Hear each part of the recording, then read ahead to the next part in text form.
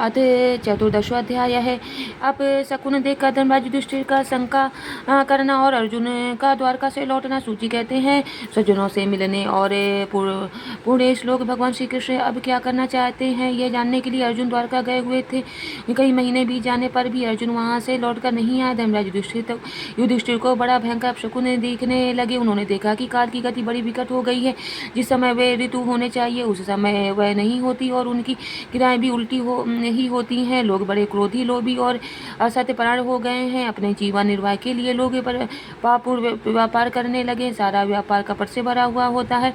यहाँ तक कि मित्रता भी छले मिला रहता है। पिता माता, सगे संबंधी, भाई और पति पत्नी में भी झगड़ा डंटा रहने लगा है। कलिकाल के आ जाने से लोगों का स्वभाव भी लोभ, दंभ और अधर्म से वे अभिभूत हो गया है और प्रकृति में भी अत्यंत अरिष्ट सूचक अपशकुन होने लगे हैं।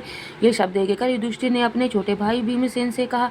युधिष्ठिर ने कहा, भीमसेन ने अर्जुन को हमने द्वारका इसलिए भेजा था कि वह जाकर पूर्ण श्लोक भगवान श्री कृष्ण क्या कर रहे हैं इसका पता लगा आए और संबंधियों से मिलाए। तब से 7 महीने बीत गए किंतु तुम्हारे छोटे भाई अब तक नहीं लौटे रहे हैं।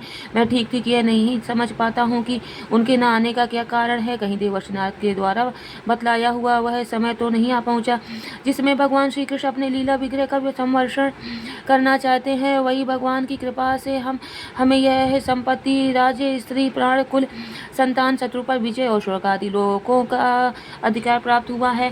भीमसेन, तुम तो मनुष्यों में व्याघ्र के समान बलवान हो। देखो तो सही, आकाश में उल्कापात, पृथ्वी में भूकंप आदि और शरीरों में रोग आदि कितने भयंकर अपशकुन हो रहे हैं। इनसे इस बात की सूचना मिल रही है कि शीघ्र ही हमारी बुद्धि को मुंह में डालने वाला कोई उत्पात होने वाला है। प्यारे भीमसेन, मेरी बाईं जांघ, आंख और भुजा बार बार फड़क रही है। हृदय जोर से धड़क रहा है। अवश्य बहुत जल्दी कोई अनिष्ट होने वाला है। देखो, यह सियारी ने उदय होते हुए सूर्य की ओर मुंह करके रो रही है। अरे, उसके मुंह से तो आगे भी निकल रही है। यह कुत्ता बिल्कुल निर्भय सा होकर मेरी ओर देख कर चिल्ला रहा है। भीमसेन, गौ आदि अच्छे पशु मुझे अपने बाएं करके जाते हैं और गधे आदि बुरे पशु मुझे अपने दाहिने करके कर देते हैं। मेरे घोड़े आदि वाहन मुझे रोते हुए दिखाई देते हैं। यह मृत्यु का दूत, पेड़ की उल्लू और उसका प्रतिपाची कौवा रात को अपने कड़े कठोर शब्दों से मेरे मन को कपाते हुए विश्व को सूना कर देना चाहता है। दिशाएं धुंधली हो गई हैं। सूर्य और चंद्रमा के चारों ओर बार बार मंडल बैठते हैं। यह पृथ्वी पहाड़ों के साथ कांप उठती है। बादल बड़े जोर जोर से गरजते हैं और जहाँ तहाँ बिजली भी गिरती ही रहती है। शरीरों को छेदने वाली और धूलि वर्षा से अंधकार फैलाने वाली आंधी चलने लगी है। बादल में बड़ा डरावना दृश्य उपस्थित करके सब और खून बरसाते हैं। देखो, सूर्य की प्रभा मंद पड़ गई है। आकाश में ग्रह परस्पर टकराया करते हैं। भूतों की घनी भीड़ में पृथ्वी और अंतरिक्ष में आग सी लगी हुई है। नदी, तालाब और लोगों के मन क्षुब्ध हो रहे हैं। घी से आग नहीं जलती है। भयंकर काल न जाने क्या करेगा। बछड़े दूध नहीं पीते, गौवें दूहने नहीं देती। गौशाला में गौवें आंसू बहा बहा कर रो रही हैं। बैल भी उदास हो रहे हैं। देवताओं की मूर्तियां रोसी रही हैं। उनमें से पसीना चूने लगा है और वे हिलती डोलती भी हैं। भाई ये देश, गांव, शहर, बगीचे, खाने और आश्रम में श्रीहीन और आनंद रहित हो गए हैं। पता नहीं ये हमारे किस दुख की सूचना दे रहे हैं। इन बड़े बड़े उत्पादों को देखकर मैं तो ऐसा समझता हूँ कि निश्चय ही यह है भाग्य हीना भूमि भगवान के उन चरण कमलों से जिनका सौंदर्य और जिनकी ध्वजा वज्र अंकुशादि विलक्षण चिन्ह और किसी में भी कहीं भी नहीं है, रहित हो गई है। सौनक जी, राजा युधिष्ठिर इन भयंकर उत्पातों को देखकर मन ही मन चिंतित हो रहे थे कि द्वारका से लौटकर अर्जुन आए। युधिष्ठिर ने देखा अर्जुन इतने आतुर हो रहे हैं जितने पहले कभी नहीं देखे गए थे। मुंह लटका हुआ है, कमल सरीखे नेत्रों से आंसू बह रहे हैं और शरीर में बिल्कुल कांति नहीं है। उनको इस रूप में अपने चरणों में पड़ा देखकर युधिष्ठिर घबरा गए। देवर्षि नारद की बातें याद करके उन्होंने श्रोताओं के सामने ही अर्जुन से पूछा। युधिष्ठिर ने कहा, भाई, द्वारिकापुरी में हमारे स्वजन संबंधी मधुभोज सारे आ रहा है। सातवत अंधक और वैश्रीवंशी यादव कुशल से तो हैं। हमारे माननीय नाना सूरसेन जी प्रसन्न हैं। अपने छोटे भाई सहित मामा वसुदेव जी तो कुशल पूर्वक हैं। उनकी पत्नियां हमारी मामी देवकी आदि सातों बहिनें अपने पुत्रों और बहुओं के साथ आनंद से तो हैं। जिनका पुत्र कंस बड़ा ही दुष्ट था, वे राजा उग्रसेन अपने छोटे भाई देवक के साथ जीवित तो है ना रहदीक।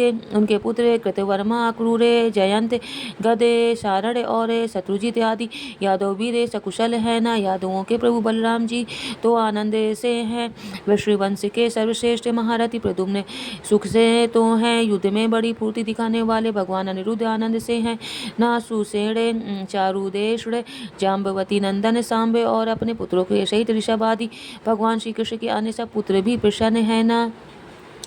भगवान श्री कृष्ण के सेवक ऋतु देव, उद्धव आदि और दूसरे सुनंद, नंद आदि प्रधान यदुवंशी जो भगवान श्री कृष्ण और बलराम के बाहुबल से सुरक्षित है, सबके सब सकुशल है ना। हमने अत्यंत प्रेम करने वाले वे लोग कभी हमारा कुशल मंगल भी पूछते हैं। भक्त वत्सल ब्राह्मण भक्त भगवान श्री कृष्ण अपने स्वजनों के साथ द्वारका की सुधर्मा सभा में सुखपूर्वक विराजते हैं ना। वे आदि पुरुष बलराम जी के साथ संसार के परम मंगल, परम कल्याण और उन्नति के लिए यदुवंश रूप क्षीर सागर में विराजमान, उन्हीं के बाहुबल से सुरक्षित द्वारिकापुरी में यदुवंशी लोग सारे संसार के द्वारा सम्मानित होकर बड़े आनंद से विष्णु भगवान के पार्षदों के समान विहार कर रहे हैं। सत्यभामा आदि 16,000 रानियां प्रधान रूप से उनके चरण कमलों की सेवा में ही रत रहकर उनके द्वारा युद्ध में इंद्रादि देवताओं को भी हराकर इंद्राणी के भोग योग्य और उन्हीं की अभीष्ट पारिजात आदि वस्तुओं का उपभोग करती हैं।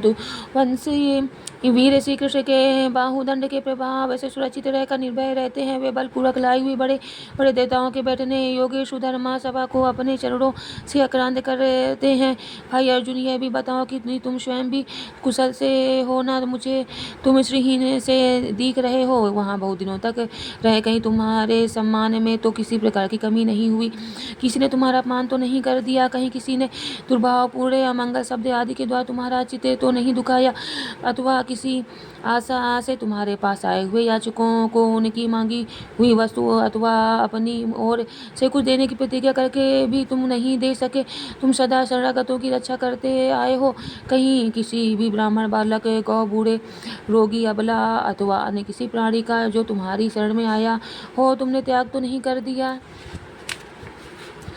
कहीं तुमने अगम्या स्त्री के समागम तो नहीं किया, अथवा आगमन करने योग्य स्त्री के साथ असत्य कार्य पूर्वक समागम तो नहीं किया है। कहीं मार्ग में अपने से छोटे अथवा बराबरी वाले को से हार तो नहीं गए, अथवा भोजन करने योग्य बालक और बूढ़े को छोड़कर तुमने अकेले ही तो भोजन नहीं कर लिया।